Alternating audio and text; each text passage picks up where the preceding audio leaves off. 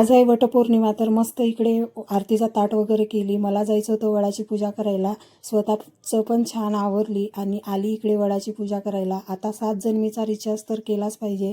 याचा वटपौर्णिमेचा फुल व्हिडिओ लवकरच आपल्या यूट्यूब चॅनलवर येईल, नक्की बघा. त्यानंतर मस्त अशी पूजा वगैरे करून घेतली आणि श्रीजा इकडे बाकाडावर बसली होती, तर त्या मावशीने तिला हळदी कुंकू लावलं. श्रीजाने पण छान असं हळदी कुंकू लावलं.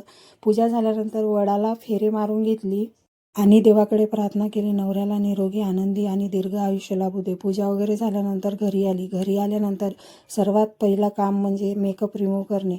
मेकअप हा मी नेहमी गुलाबजल किंवा खोबऱ्याच्या तेलाने रिमूव्ह करत असते. असं केलं नाही तर चेहऱ्यावर पिंपल्स येतात, चेहरा काळपट दिसतो.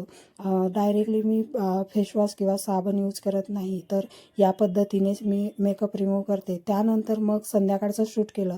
संध्याकाळी इकडे दिवाबत्ती केली आणि मग मस्त स्वयंपाक केला. आज जेवणामध्ये मेथीची भाजी आणि सोबतच खीर करावी म्हटली. त्याची रेसिपी तुमच्यासोबत पण शेअर करावी म्हटली. त्यासाठीच एकाकडे 3 चम्मच तूप घेतला, त्यामध्ये शेवया टाकल्या. शेवया टाकल्यानंतर त्या छान अशा तांबूस रंगावर भाजून घ्यायच्या आहेत. शेवया छान भाजल्यानंतर त्यामध्ये अर्धा लिटर तापवलेला दूध आपल्याला यामध्ये टाकायचं आहे आणि शेवया छान शिजू द्यायच्या आहेत.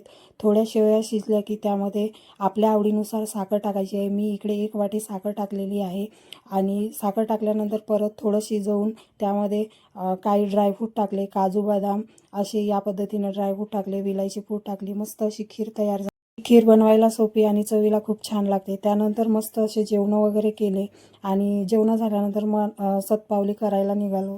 मेकअप तर सकाळीच काढला होता, पण गजरा मात्र तर मी काही काढला नाही, कारण मला गजरा लावायला खूप जास्त आवडते. चला मग असा झाला आमच्या दिवसाचा गोड गोड शेवट. परत भेटूया नेक्स्ट व्हिडिओमध्ये. तोपर्यंत सगळ्यांना बाय.